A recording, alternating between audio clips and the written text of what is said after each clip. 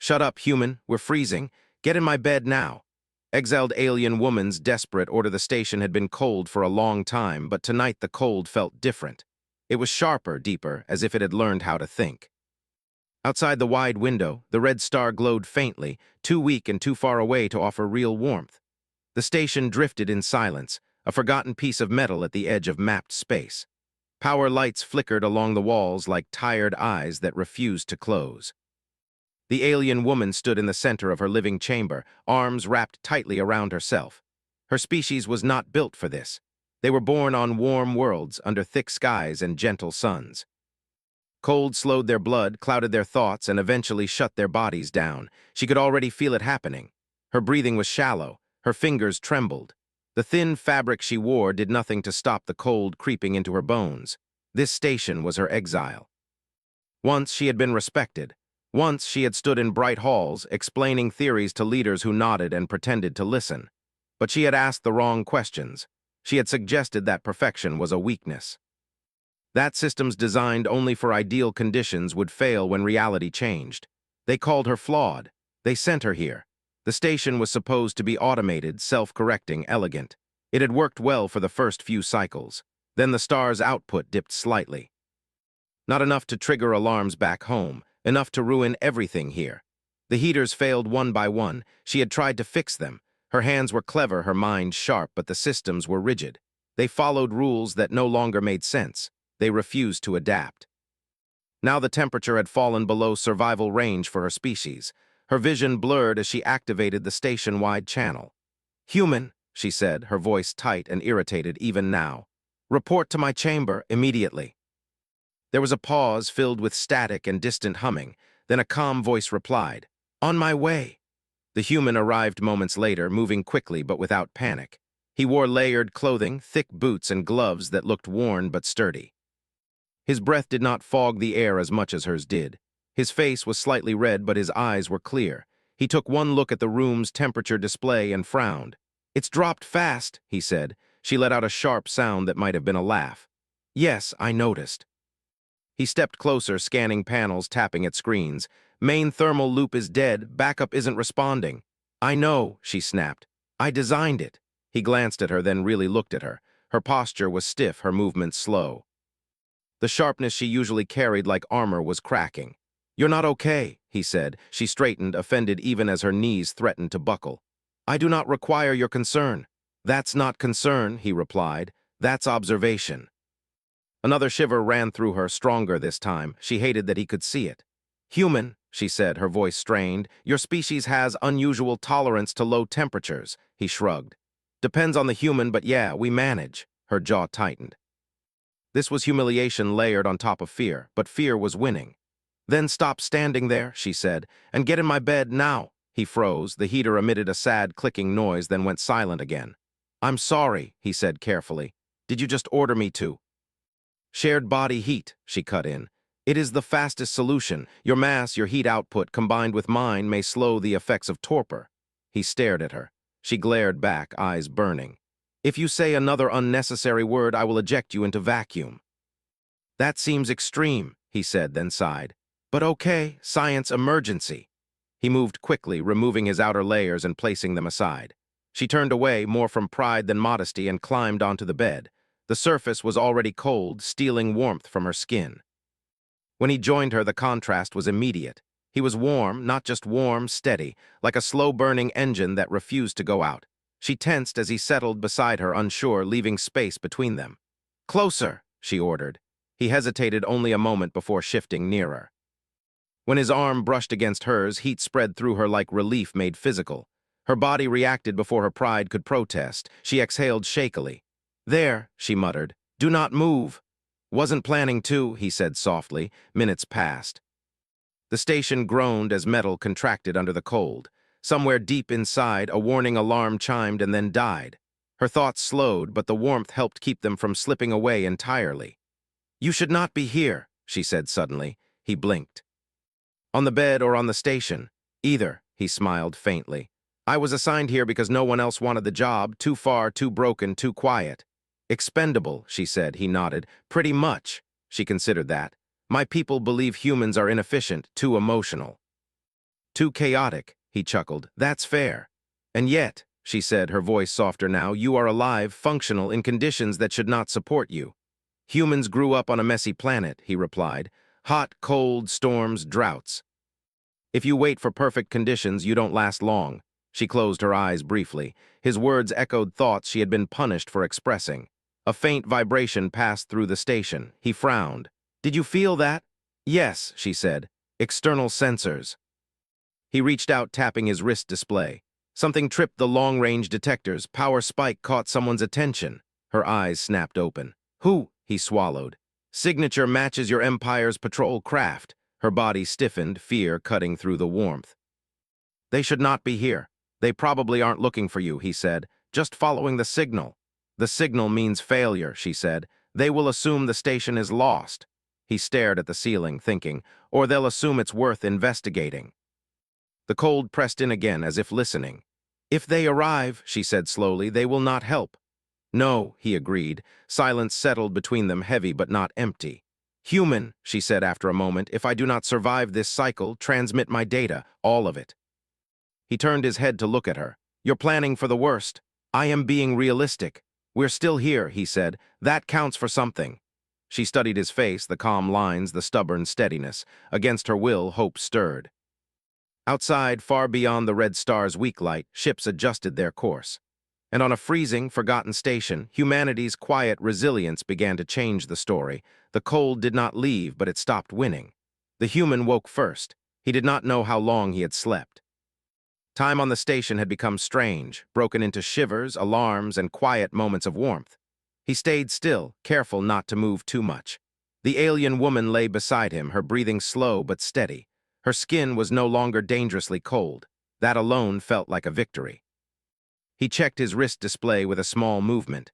Power levels were low but stable. The temperature had stopped falling. It was not safe, but it was survivable. Outside the window, the red star still glowed weakly. Far beyond it, small lights moved against the dark. Ships. They were closer now. He exhaled slowly and shifted just enough to reach the console near the bed. He muted the proximity alert so it would not startle her. She needed rest. Her species did not recover quickly from near freeze. As he worked, he thought.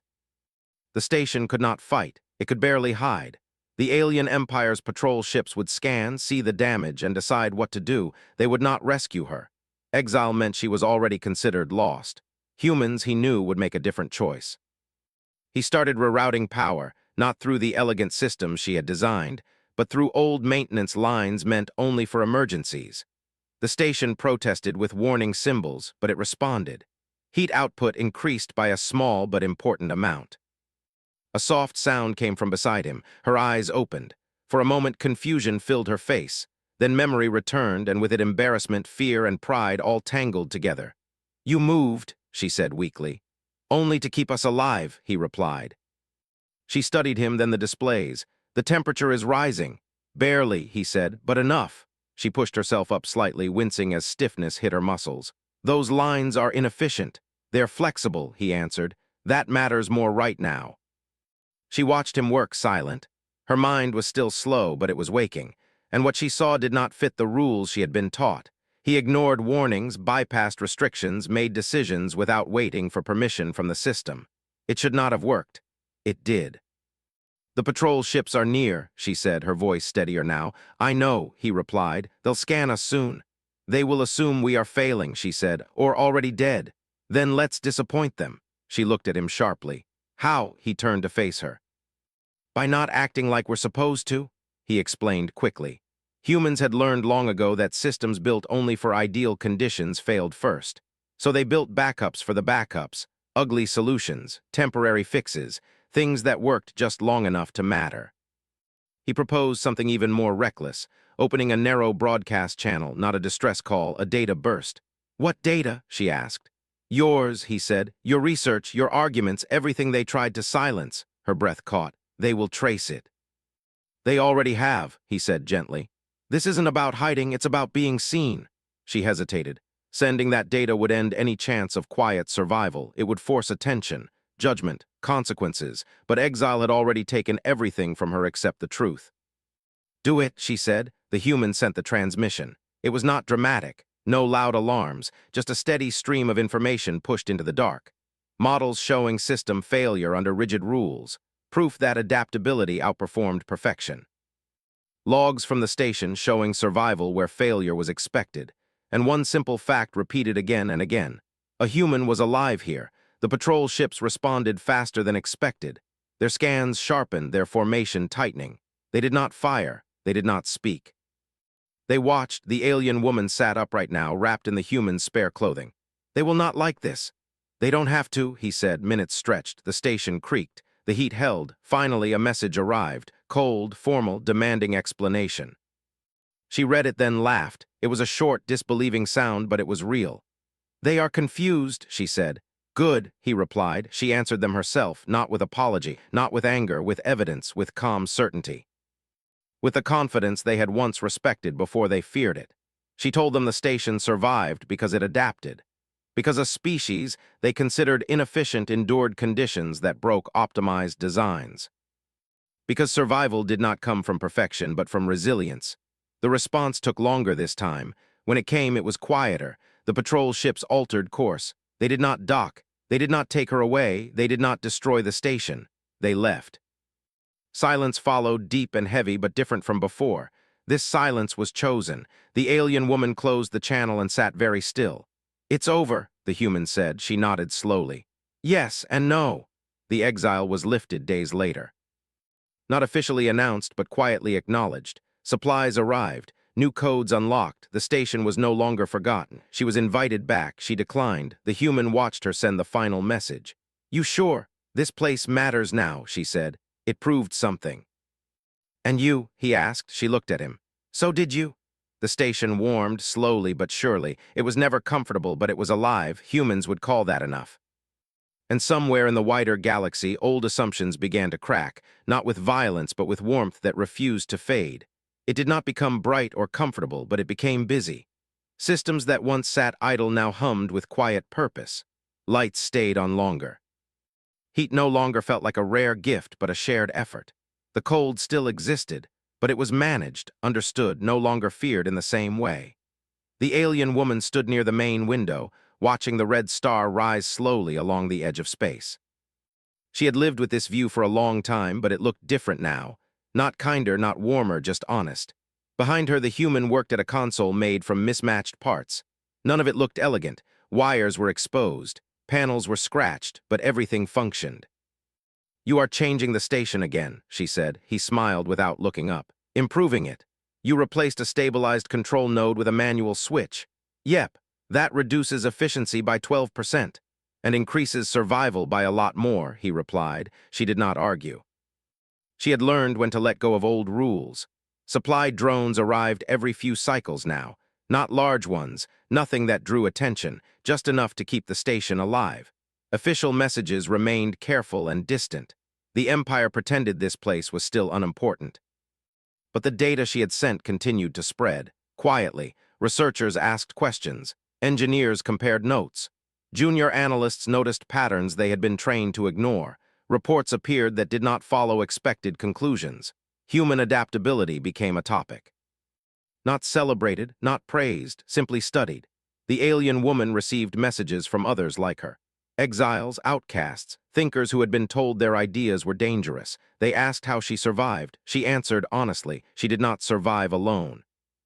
One cycle, the human returned from the outer maintenance ring later than expected. His movements were slower. He dropped his tool case with a heavy sound. She turned immediately. You are injured. Just tired, he said. Cold gets into joints after a while. You should have rested, he shrugged. Didn't want the outer seal to fail. She approached him, studying his face.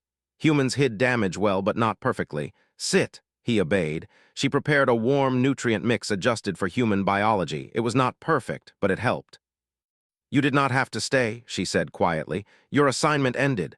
I know, he replied, but this place still needs work. She looked at him. Or you chose to stay. He met her gaze. Yeah. The words settled between them, simple and heavy. They did not speak of titles or bonds. Those concepts meant different things to different species. What mattered was action and presence. Weeks passed. One day, the long-range sensors detected another approach, not patrol ships, smaller, civilian research vessels. She felt tension rise again, sharp and old. "They are not authorized." "No," he said, "but they're curious." The ships did not demand entry, they requested permission. She considered that, she allowed it. The visitors were cautious, respectful. They did not treat the station as a failure or a mistake. They asked questions. They observed. They learned. They watched a human walk through a freezing corridor without complaint. They watched systems run outside their intended limits. They listened as the alien woman explained what had broken and why. They left with full data logs. More ships followed in later cycles. Not many, enough. The station became a quiet example, not a symbol of rebellion, not a threat, just proof. The Empire could not erase it without answering difficult questions, so they didn't. One night the station lost external heat completely. A solar fluctuation drained the last reserves faster than expected. Alarms flared. The human and the alien woman worked side by side without words. He rerouted power. She recalculated thresholds. They did not panic. They adapted. When the system stabilized again, both of them sat on the floor, exhausted. She laughed softly. "This place should not exist." He smiled. "Neither should we."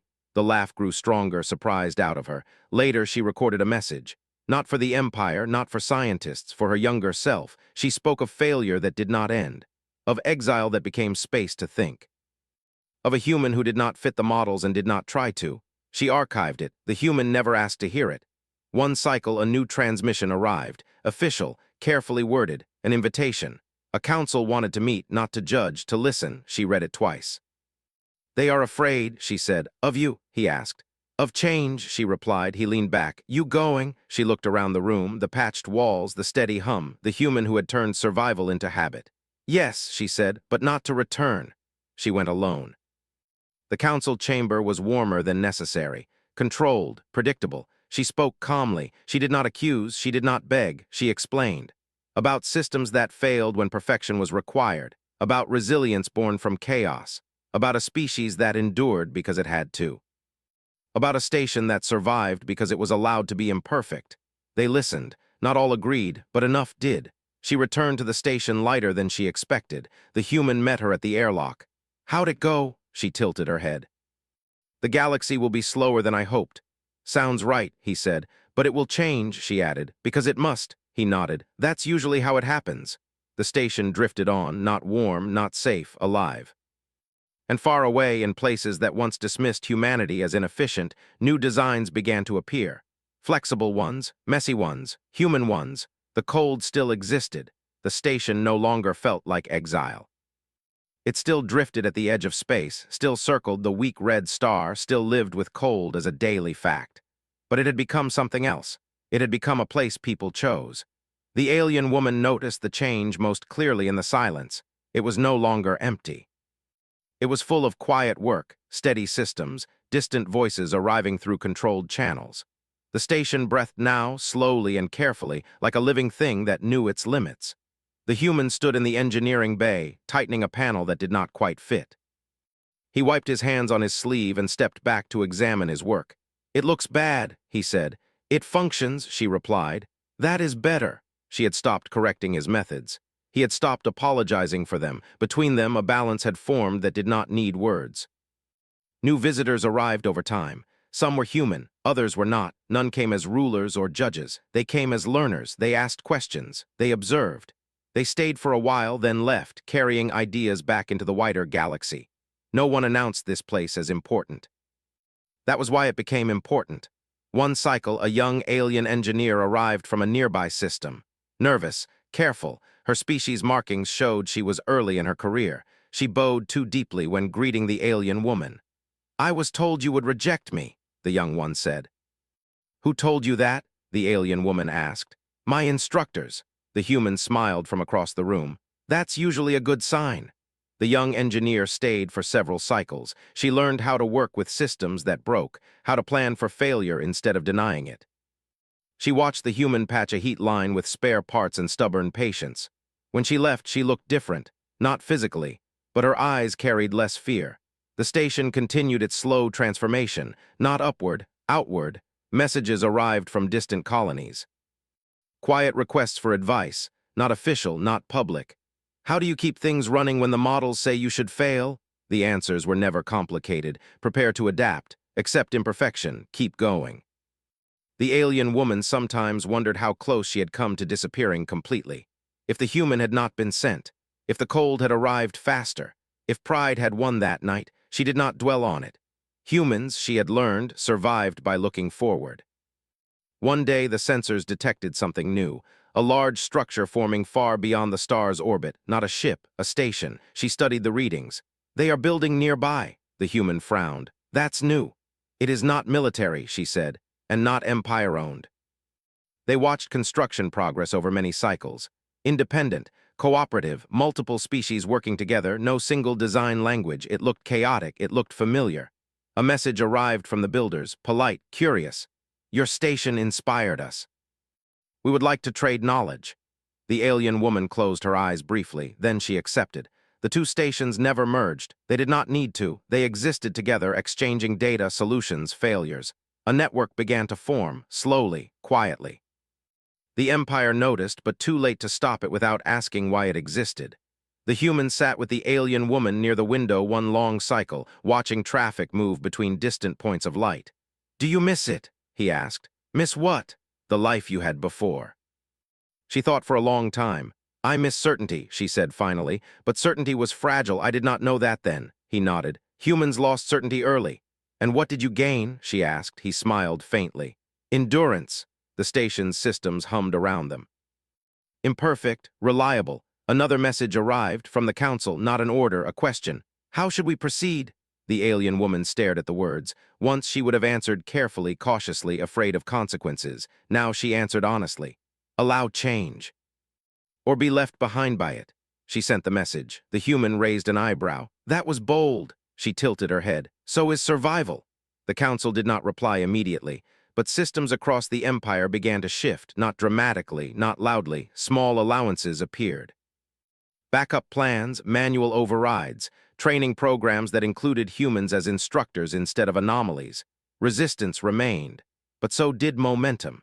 The station near the Red Star became a quiet meeting point, a place where failure was discussed without shame. Where success was measured in continued existence, not elegance. The human grew older there, slowly. His hair changed, his movements softened, but his hands remained steady. The alien woman did not age the same way. Her species measured time differently. But change touched her too, not in body but in role. She was no longer an exile, she was a reference. One cycle, she stood alone in the chamber where the cold had almost taken her life. The bed remained, the heaters still unreliable. She placed a hand on the wall. This is where it began, she said quietly. The human stood behind her. Cold night. Yes, she turned to him. You saved me. He shook his head. We saved each other. That felt accurate. Outside, ships moved between stations built not on perfection but cooperation. Human endurance had not conquered the galaxy. It had taught it how to last. And in the endless cold between stars, that lesson mattered more than anything else.